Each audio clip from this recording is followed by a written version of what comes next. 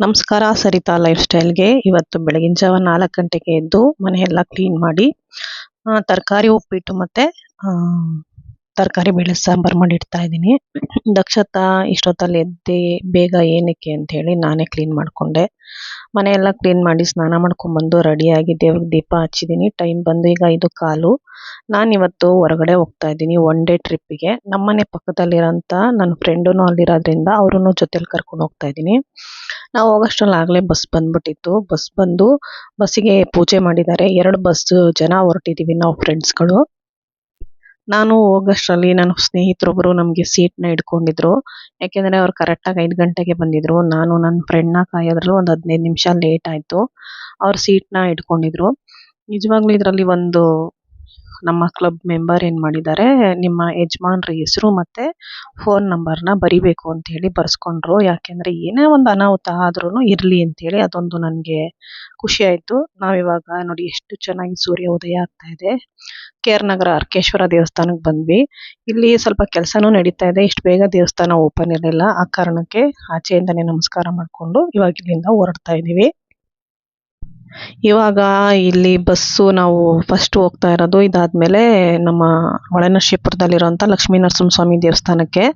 ಅಲ್ಲಿವರೆಗೆ ಎಲ್ಲರೂ ಬೆಳಗಿನ ಜಾವ ಅಲ್ವಾ, ಮಲಗೋದು ಸ್ವಲ್ಪ ತೂಗುಡ್ಸೋದು ಮಾಡ್ತಾರೆ ಅಂಥೇಳಿ ಬಸ್ಸಲ್ಲಿ ಹಾಡುಗಳನ್ನ ಹಾಕ್ಕೊಂಡು ಡ್ಯಾನ್ಸ್ ಮಾಡ್ತಾ ಇದ್ದೀವಿ. ಇನ್ನೂ ಒಂದು ಬಸ್ಸು ಹಿಂದೆ ಬರ್ತಾ ಇದೆ. ಒಂದ್ಸಲ ಹಿಂದೆ ಹೋಗುತ್ತೆ, ಮುಂದೆ ಹೋಗುತ್ತೆ. ಚೇಸಿಂಗ್ ಮಾಡ್ತಾ ಇದ್ರೆ ಅವರು ಅಲ್ಲೂ ಡ್ಯಾನ್ಸ್ಗಳು ಮಾಡ್ತಾಯಿದ್ರು. ಸಖತ್ ಎಂಜಾಯ್ ಆಗಿತ್ತು. ನಿಜವಾಗ್ಲೂ ಫ್ರೆಂಡ್ಸ್ ಜೊತೆ ಹೋದ್ರು ಚೆನ್ನಾಗಿರುತ್ತೆ, ಫ್ಯಾಮಿಲಿ ಜೊತೆ ಹೋದ್ರು ಚೆನ್ನಾಗಿರುತ್ತೆ. ಸಖತ್ ಖುಷಿಯಾಗಿ ಎಂಜಾಯ್ ಮಾಡಿದ್ವಿ.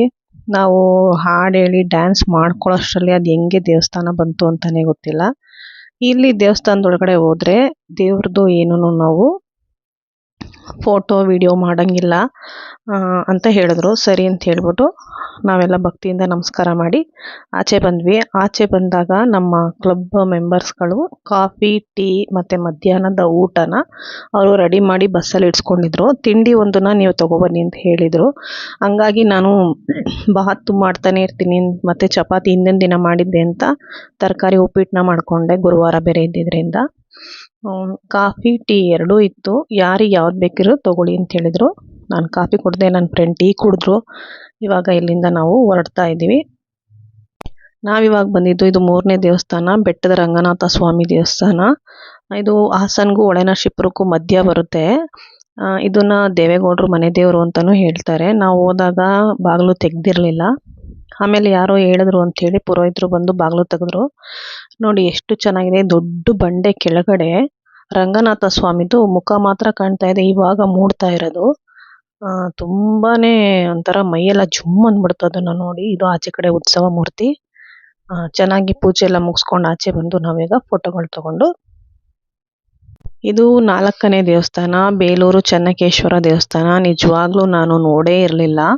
ನಾವು ಇಲ್ಲೇ ಇರ್ತೀವಿ, ಹಾಸನಿಂದ ಮೈಸೂರೇನು ದೂರ ಅಲ್ಲ, ಆದ್ರೂ ನಾವುಗಳು ಬರಲ್ಲ ಅಷ್ಟೇ. ನಾನು ನಿಜವಾಗ್ಲೂ ನೋಡಿರಲಿಲ್ಲ. ತುಂಬ ಚೆನ್ನಾಗಿದೆ ಇದು ದೇವಸ್ಥಾನ. ಎಷ್ಟು ದೊಡ್ಡದಿದೆ ಅಂದರೆ ಅಷ್ಟು ದೊಡ್ಡದಿದೆ. ತಿರುಪತಿ ತಿಮ್ಮಪ್ಪನಿಗಿಂತ ದೊಡ್ಡದಂತೆ ಇದು ಚೆನ್ನಕೇಶ್ವರ ವಿಗ್ರಹ. ಅಭಿಷೇಕ ಮಾಡ್ತಾಯಿದ್ರು ಬೆಳಗ್ಗೆನೆ, ಇನ್ನೂ ಅಲಂಕಾರ ಆಗಿರಲಿಲ್ಲ. ನಾನು ಅಂದ್ಕೊಂಡೆ ಅಲಂಕಾರ ಬಂದಾಗ ನೋಡಿದರೆ ಇನ್ನೂ ತುಂಬ ಖುಷಿ ಆಗ್ತಾಯಿತ್ತು. ಇದನ್ನೆಲ್ಲ ನೋಡಿದಾಗ ತುಂಬ ಖುಷಿಯಾಗಿ ವಿಡಿಯೋಗಳು ಮಾಡ್ಕೊಂಡ್ವಿ, ಫೋಟೋ ತೆಕ್ಕೊಂಡ್ವಿ. ಇದೆಲ್ಲ ಆದಮೇಲೆ ನಮ್ಗೆ ಇಲ್ಲೊಬ್ರು ಗೈಡ್ ಸಿಕ್ಕಿದ್ರು. ಅವ್ರಿಗೆ ನಾನು ಕೇಳಿದಾಗ ಪಾಪ ಅವರು ನಮಗೆ ನಿಜವಾಗ್ಲೂ ತುಂಬ ಚೆನ್ನಾಗಿ ವಿವರಿಸಿದ್ದಾರೆ ದೇವ್ರ ಬಗ್ಗೆ. ಕೇಳಿಸ್ಕೊಳ್ಳಿ. ಗುರುವಾರ ಅಭಿಷೇಕ ಆಗುತ್ತಾ ಹೇಳಿ ಸರ್.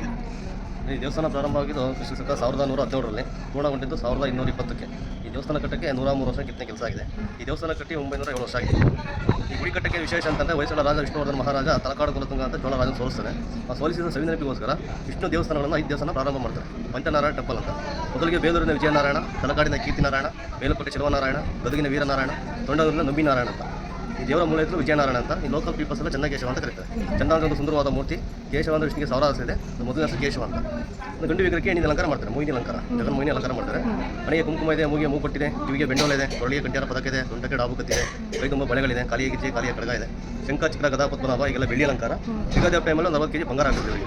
15 ದಿನ ಆಗ್ತಾರೆ. 9 ಅಡಿ ವಿಗ್ರಹ ಇದೆ, 3 ಅಡಿ ಪೀಠ ಇದೆ, ಟೋಟಲ್ 12 ಅಡಿ ಇದೆ. ತಿರುಪತಿ ಬಾಲಾಜಿಗಿಂತ ದೇವರ ಎತ್ತರವಾಗಿದೆ. ಈ ಕಲ್ತಂದಿರೋ ತುಮಕೂರು ಡಿಸ್ಟಿಕ್ಕು ತುರುವೇಕೆರೆ ತಾಲೂಕು ಕಡಿಹಳ್ಳಿ ಅಂತ ಕೊಟ್ಟ. ಅಲ್ಲಿಂದ ಆನೆಗಳ ಮುಖಾಂತರ ತಂದಿರೋದು. ಈ ಗುಡಿ ಸುತ್ತ 644 ಆನೆಗಳಿದೆ. ಒಂದು ಆನೆ ಅಂತ ಒಂದಾನೆಲ್ಲ ಅಲ್ಲಿ ಡಿಫ್ರೆಂಟ್ ಆಗಿದೆ. ಮೇನ್ ಶಿಲ್ಪಿಗಳು ಜಕಣಾಚಾರ್ಯ ಡಂಕಣಾಚಾರ್ಯ ಅಂತ ಸಾವಿರಾಜನ ಶಿಲ್ಪಿಗಳು ಕೆತ್ತನೆ ಕೆಲಸ ಮಾಡಿದ್ರೆ ಅವ್ರು ಮೇನ್ ಶಿಲ್ಪಿಗಳು. ಹೊಯ್ಸಳ ರಾಜ ಮೊದಲು ಪ್ರಾರಂಭ ಮಾಡ್ತಾನೆ, ಅವನ ಮಗ ನರಸಿಂಹ ಬಲ್ಲಣ, ಅವನ ಮೊಮ್ಮನ ಕಾಲಕ್ಕೆ ವೀರಬಲ್ಲನ ಕಾಲಕ್ಕೆ ಟೆಂಪಲ್ ಕ್ಲೋಸ್ ಆಗುತ್ತೆ. ಹೊಯ್ಸಳರು ಕರ್ನಾಟಕದಲ್ಲಿ 97 ದೇವಾಲಯ ಕಟ್ಟಾರೆ, ಹಾಸನ ಡಿಸ್ಟಿಕಲ್ಲಿ 32 ಇವೆಲ್ಲ ಹೊಯ್ಸಳ ಸೇರಿ ಸ್ಟಾರ್ ಇರುತ್ತೆ. ಸ್ಟಾರ್ ಈ ಗುಡಿ ಕಟ್ಟಕ್ಕಿಂತ ಮುಂಚೆ ಈ ಕಟ್ಟಕ್ಕೆ ಇದು 20 ವರ್ಷ ಮಾಡಲ್ ಡೆಮೋ. ಇದು ಕಪ್ಪೆ ಚೆನ್ನಿಗರ ಕಪ್ಪೆ ಚೆನ್ನಿಗರಾಯರು ಕಟ್ಟಿರೋದು ಇದು.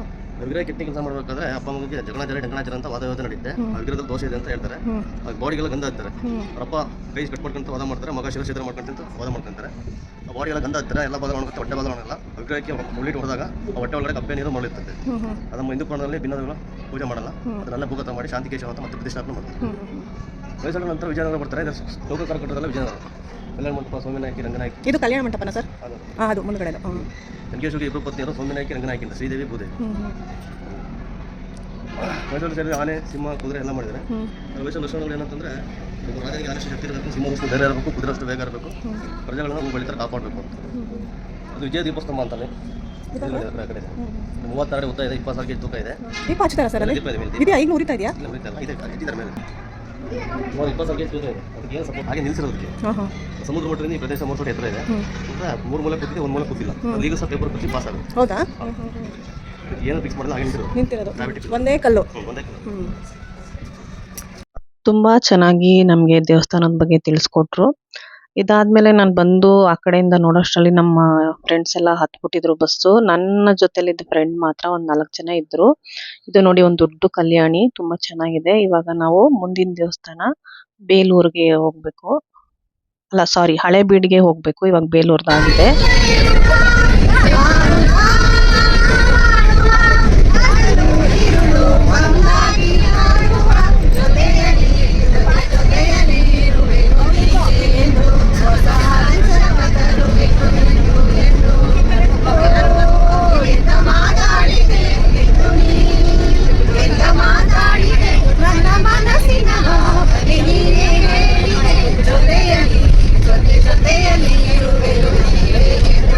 ಇಷ್ಟೋ ತನಕ ನನ್ನ ಸ್ನೇಹಿತರು ನಾವು ರಿಲಿಕ್ಸ್ ನೋಡಿಕೊಂಡು ಹಾಡು ಹೇಳಿದ್ರೆ ಅವರು ಡ್ಯಾನ್ಸ್ ಮಾಡ್ತಾ ಇದ್ರು.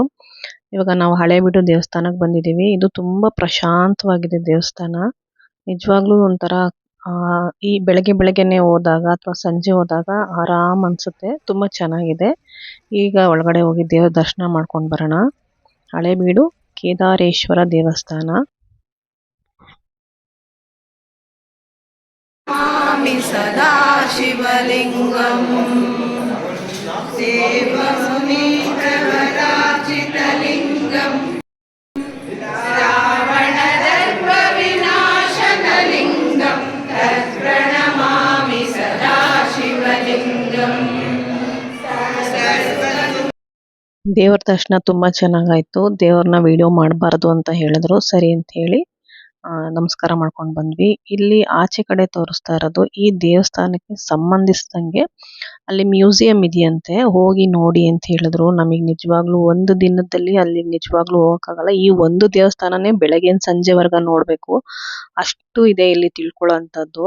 ಆದ್ರೆ ನಮಗೆ ಟೈಮ್ ಇರ್ಲಿಲ್ಲ, ಹಂಗಾಗಿ ನಾವು ಎಷ್ಟಾಗುತ್ತೆ ಅಷ್ಟನ್ನ ದೇವ್ರ ನಮಸ್ಕಾರ ಮಾಡ್ಕೊಂಡು ತಿಳ್ಕೊಳ್ಳೋಷ್ಟು ತಿಳ್ಕೊಂಡ್ವಿ. ಇಲ್ಲಿ 2 ಬಸವಣ್ಣ ಇದೆ ದೊಡ್ಡದು. ಒಂದು 8 ಅಡಿ ಇದೆಯಂತೆ, ಇನ್ನೊಂದು 9 ಅಡಿ ಇದೆ ಅಂತ ಹೇಳಿದ್ರು. ದೊಡ್ಡ ಬಸವಣ್ಣ ತುಂಬಾ ಚೆನ್ನಾಗಿತ್ತು. ಆದ್ರೆ ಇಲ್ಲಿ ತಿಳ್ಕೊಬೇಕು ಅಂದ್ರೆ ನಾವು ನಿಜವಾಗ್ಲೂ ಒಂದು ದೇವಸ್ಥಾನನ ಒಂದು ದಿನನೇ ನಾವು ನೋಡಿದ್ರೆ ಮಾತ್ರ ಪೂರ್ತ ವಿಷಯ ಏನಿದೆ ಅಂತ ನಾವು ತಿಳ್ಕೊಬಹುದು. ಆ ಕೆತ್ತನೆ ಆಗ್ಬೋದು, ಅದೆಲ್ಲ ತುಂಬಾ ಚೆನ್ನಾಗಿದೆ. ಪಾಪ ಹೇಳ್ತಾರೆ, ಗೈಡ್ಗಳಿರ್ತಾರೆ, ನಮಗೆ ಕೇಳಿ ಆಗಲ್ಲ. ಜೊತೆಗೆ ತುಂಬಾ ಬಿಸಿಲಿತ್ತು, ಹಂಗಾಗಿ ದರ್ಶನ ಮುಗಿಸ್ಕೊಂಡು ಬಂದು ಕಲ್ಲಂಗಡಿ ಹಣ್ಣು ತಗೊಂಡು ತಿಂತಾ ಇದೀವಿ. ನಮ್ಮ ಮೆಂಬರ್ಸ್ ಬಂದು ನಮ್ಮ ಅಧ್ಯಕ್ಷರುಗಳು ನಮಗೆ ಜ್ಯೂಸ್ನ ರೆಡಿ ಮಾಡಿ ಇಟ್ಕೊಂಡಿದ್ರು. ನಾವು ಬರೋದು ಲೇಟ್ ಆಗೋ ಕಾರಣ ಜ್ಯೂಸ್ ಖಾಲಿಯಾಗಿ ಹೋಗಿತ್ತು. ನಾವು ಇವಾಗ ಬಂದಿರೋದು ಪುಷ್ಪಗಿರಿ ಬೆಟ್ಟದ ಮಲ್ಲಿಕಾರ್ಜುನ ಸ್ವಾಮಿ ದೇವಸ್ಥಾನ. ತುಂಬಾನೇ ಚೆನ್ನಾಗಿದೆ ಇದು ದೇವಸ್ಥಾನನು. ಒಳಗಡೆ ಹೊರಗಡೆ ಏನೇನಿದೆ ಅಂತ ಹೇಳ್ತೀನಿ.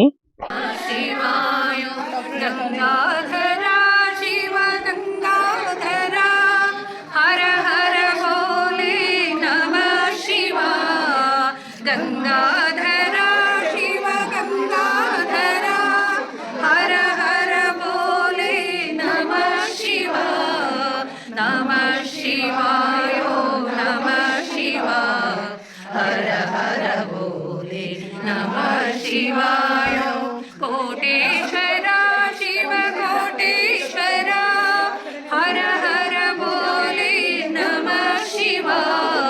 ಕೋಟಿ ಇಲ್ಲಿ ಆಚೆ ಬಂದರೆ ನಿಮಗೆ ಪುಷ್ಪಗಿರಿನಲ್ಲಿ ತುಂಬ ಚೆನ್ನಾಗಿ ಮಾಡಿದ್ದಾರೆ. ಉಕ್ಕಡಗಾತ್ರಿ ಅಜ್ಜಯ್ಯನ ದೇವಸ್ಥಾನದ್ದು ದೇವ್ರದನ್ನ ಅಲ್ಲಿಂದನೇ ತೊಗೊಂಬಂದು ಇಲ್ಲಿ ಸ್ಥಾಪನೆ ಮಾಡಿದಾರಂತೆ. ಮತ್ತು ನಮ್ಮ ಯೋಗಿ ಆದಿಯೋಗಿ ಟೆಂಪಲ್ಲು ಇದೆ. ಇದು ನಮ್ಮ ಚಿಕ್ಕಬಳ್ಳಾಪುರಕ್ಕಿಂತ ಸ್ವಲ್ಪ ಚಿಕ್ಕದಿದೆ, ಆದರೂ ತುಂಬ ಚೆನ್ನಾಗಿದೆ. ಬಿಸಿಲಿರೋ ಕಾರಣ ನಮಗೆ ಹತ್ರ ಹೋಗೋಕ್ಕಾಗಲಿಲ್ಲ. ಆದಿಶಿವ ಯೋಗಿದು ಕೆಳಗಡೆ ಬಂದು ನಮಗೆ 108 ಲಿಂಗಗಳನ್ನ ಸ್ಥಾಪನೆ ಮಾಡಿದ್ದಾರೆ. ನಾವು ಏನು ಕೋಟಿ ಲಿಂಗದಲ್ಲಿ ನೋಡ್ತೀವಿ ಹಂಗೆ ಇಲ್ಲಿ 108 ಲಿಂಗಗಳನ್ನ ಸ್ಥಾಪನೆ ಮಾಡಿದ್ದಾರೆ. ಒಳಗಡೆ ಹೋಗೋಕ್ಕೆ 20 ರೂಪಾಯಿ ಕೊಡಬೇಕು. ನಾನು ಮಿಸ್ ಆಗಿ ಇಲ್ಲಿ 108 ಕೋಟಿ ಲಿಂಗ ಅಂತ ಹಾಕ್ಬಿಟ್ಟಿದ್ದೀನಿ. ಹೌದಾ, ವಿಗ್ರಹ ಮಾಡಿಸಿ ಪ್ರತಿಷ್ಠಾಪನೆ ಮಾಡಿಸಿರೋದಾ? ಸರಿ ಅಪ್ಪ.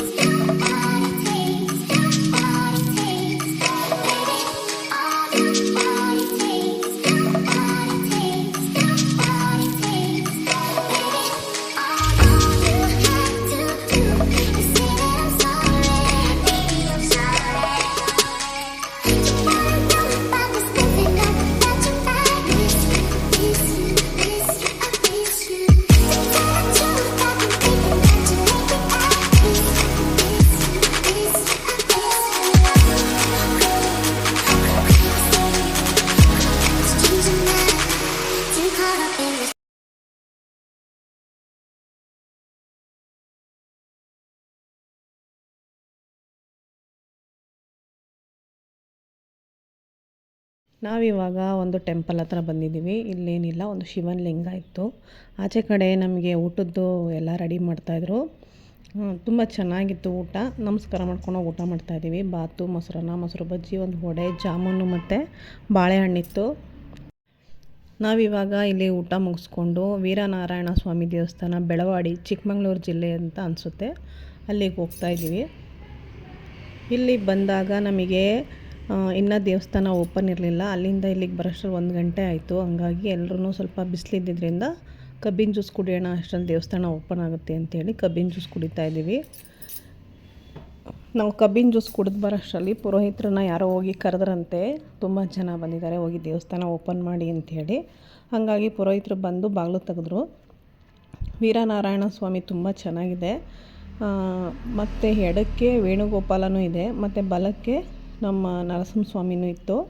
ಇವರು ಹೇಳ್ತಾಯಿದ್ರು, ಇದು ಹಿರಣ್ಯಕಶಿಪು ಅವ್ರನ್ನ ಸಂಹಾರ ಮಾಡಿದಾಗ ಅವರು ಬಂದು ಇಲ್ಲಿ ನರಸಿಂಹಸ್ವಾಮಿ ಕೂತಿದ್ದಾರೆ, ಶಾಂತ ರೂಪದಲ್ಲಿ ಕೂತಿದ್ದಾರೆ ಅಂತ ಹೇಳಿದ್ರು. ಅದೊಂದು ವಿಷಯ ಗೊತ್ತಾಯಿತು. ಅದಾದಮೇಲೆ ಇಲ್ಲೇ ಒಂಚೂರು ಮುಂದೆ ಹೋದರೆ ನಮಗೆ ಇಲ್ಲಿ ಉದ್ಭವ ಗಣೇಶ ಇದೆ ಅಂತ ಹೇಳಿದ್ರು. ಸರಿ ಅಂತ ಅದನ್ನು ಹೋಗಿ ನೋಡಿದ್ವಿ. ಭೂಮಿಯಿಂದ ಸ್ವಲ್ಪ ಮೇಲೆ, ತುಂಬ ದೊಡ್ಡದೇ ಅದು, ಸ್ವಲ್ಪದ ಮೇಲೆ ತುಂಬ ಚೆನ್ನಾಗಿ ಗೊತ್ತಾಗುತ್ತೆ ಅದು ಗಣೇಶನೇ ಅಂತ. ಹಂಗೆ ಉದ್ಭವ ಆಗಿದೆ, ಉದ್ಭವ ಗಣೇಶ. ಅದು ದರ್ಶನ ಮಾಡಿದ್ವಿ, ತುಂಬ ಚೆನ್ನಾಗಿತ್ತು. ಆದಮೇಲೆ ಇಲ್ಲಿಂದ ಮುಂದೆ ಹೋದರೆ ಶಾಂತಲಾ ದೇವಿ ಕೊಳ ಇದೆ ಅಂತ ಹೇಳಿ ಕರ್ಕೊಂಡೋದ್ರು. ನಿಜವಾಗ್ಲೂ ತುಂಬ ಚೆನ್ನಾಗಿದೆ ಕೊಳ. ಇಲ್ಲಿ ಮಕ್ಕಳು ಆಗದೇ ಇರೋರು ಬಂದು ಸ್ನಾನ ಮಾಡಿ ಹರಿಸ್ಕೊಂಡು ಹೋದರೆ ಮಕ್ಕಳಾಗ್ತಾರಂತೆ. ಅದಾದಮೇಲೆ ಬಂದು ಇಲ್ಲಿ ಒಂದು ಬೆಳ್ಳಿ ತೊಟ್ಲು, ಏನು ಹರಿಸ್ಕೊಂಡಿರ್ತೀವಿ ಅದನ್ನು ನೀರಲ್ಲಿ ಹಾಕೋಂಥ ಪದ್ಧತಿ ಇದೆ ಅಂತ ಹೇಳ್ತಾಯಿದ್ರು. ತುಂಬ ಚೆನ್ನಾಗಿದೆ ಕೊಳ. ಇದನ್ನು ಸ್ನೇಹಿತರು ಮಧುರ ಮತ್ತು ಏನೋ ನೀರಲ್ಲಿ ಆಟಾಡೋಕ್ಕೆ ಹೋಗಿದ್ದಾರೆ. ಚೆನ್ನಾಗಿದೆ ಕೊಳ. ಎಷ್ಟು ದೊಡ್ಡ ಅನಾಹುತದಿಂದ ತಪ್ಪಿಸ್ಕೊಂಡ್ವಿ ಅಂದರೆ, ಇದು ಪಾರ್ಕಿಂಗ್ ಮಾಡೋಕ್ಕೆ ಬಂದಾಗ ಸೈಡಲ್ಲಿ ಯಾರ್ದೋ ಡ್ರೈನೇಜ್ದು ಏನೋ ಓಪನ್ ಇತ್ತಂತೆ, ಅಲ್ಲಿಗೆ ಅವರು ಟೈರು ಕರೆಕ್ಟಾಗಿ ಹೋಗಿ ಕೂತ್ಕೊಂಡ್ಬಿಡ್ತು. ಸದ್ಯ ನಾವು ಹೋದಂಥ ದೇವಸ್ಥಾನದಲ್ಲೇ ಕ್ರೈನ್ ಇದ್ದಿದ್ದರಿಂದ ಎಲ್ಲರೂ ಮಾತಾಡಿ ಮೇಡಮು ಅದನ್ನು ತೆಗಿಯೋಕ್ಕೆ ಕಳಿಸಿದ್ರು ಕ್ರೈನ್ನ. ಅಷ್ಟೊತ್ತು ತನಕ ನಾವು, ಇದು ನಮ್ಮ ಜಾವಗಾಲ್ ಲಕ್ಷ್ಮೀ ನರಸಿಂಹಸ್ವಾಮಿ ದೇವಸ್ಥಾನ, ಇನ್ನೂ ದೇವಸ್ಥಾನ ಓಪನ್ ಇರಲಿಲ್ಲ. ಹಂಗಾಗಿ ಮೇಡಮ್ ನಮಗೆ ಸ್ನ್ಯಾಕ್ಸು ಸಂಜೆ ಆಗಿದೆಯಲ್ಲ ಅಂಥೇಳಿ ಪ್ಲೇನ್ ಕೇಕು, ಖಾರ ಬಿಸ್ಕೆಟು ಮತ್ತು ಚಿಪ್ಸ್ನ ತರಿಸಿದ್ರು. ಎಲ್ರಿಗೂ ಅದನ್ನು ಕೊಟ್ಟರು. ಕೂತ್ಕೊಂಡು ತಿಂದು ಮಾತಾಡ್ತಾ ಇದ್ವಿ. ಅಷ್ಟರಲ್ಲಿ ದೇವಸ್ಥಾನ ಓಪನ್ ಆಯಿತು. ಸರಿ, ದೇವ್ರ ದರ್ಶನ ಮಾಡಿದ್ವಿ. ಈ ಊರಿಗೆ ಬಂದರೆ ನಮಗೆ ನೆನಪಾಗೋದು ನಮ್ಮ ಜಾವಗಾಲ್ ಶ್ರೀನಾಥ್ ಅವರು. ನಿಜವಾಗ್ಲೂ ನಾವು ಅಲ್ಲಿ ಹೋದ ತಕ್ಷಣ ಅವ್ರ ಬಗ್ಗೆನೇ ಮಾತಾಡ್ತಾ ಇದ್ವಿ ಎಲ್ರೂ. ಒಳ್ಳೆ ಕ್ರಿಕೆಟರ್ ಅವರು. ಇವಾಗ ನಾವು ದರ್ಶನ ಎಲ್ಲ ಮುಗಿಸ್ಕೊಂಡು ಲಾಸ್ಟ್ ಇದು ಇನ್ನೂ 2 ದೇವಸ್ಥಾನಕ್ಕೆ ನಾವು ಹೋಗೋಕ್ಕಾಗಲಿಲ್ಲ. ಒಂದು ಲಕ್ಷ್ಮೀ ದೇವಸ್ಥಾನ, ಇನ್ನೊಂದು ಹೇಳಿದ್ರು, ಅದು ನನಗೆ ನೆನಪು ಬರ್ತಾ ಇಲ್ಲ.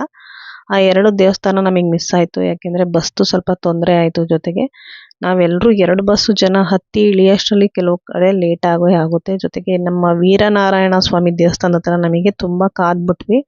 ಅಲ್ಲಿ 1 ಗಂಟೆ ವೇಸ್ಟ್ ಆದ ಕಾರಣ ನಮಗೆ ಇನ್ನು 2 ದೇವಸ್ಥಾನನ ನೋಡೋಕ್ಕಾಗಲಿಲ್ಲ. ಟ್ರಿಪ್ ಅಂತೂ ತುಂಬಾ ಚೆನ್ನಾಗಿತ್ತು. ನಿಜವಾಗ್ಲೂ ಸ್ನೇಹಿತರೆ, ಎಷ್ಟೇ ಕೆಲಸ ಇರಲಿ, ಒಂದು ದಿನ ಈ ಥರ ಎಲ್ಲ ಹೊರಗಡೆ ಹೋಗಿ ಎಷ್ಟೋ ನಾವು ನೋಡೋವಂಥದ್ದಿರುತ್ತೆ, ಕಲಿಯೋಂಥದ್ದಿರುತ್ತೆ. ನಮ್ಮ ಮನೇದು ಕೆಲಸಗಳು ಇದ್ದೇ ಇರುತ್ತೆ ನಮಗೆ. ತುಂಬ ಚೆನ್ನಾಗಿತ್ತು. Thank you. ಲೈಕ್ ಮಾಡಿ, ಶೇರ್ ಮಾಡಿ, ಸಬ್ಸ್ಕ್ರೈಬರ್ ಆಗಿ ಪ್ಲೀಸ್.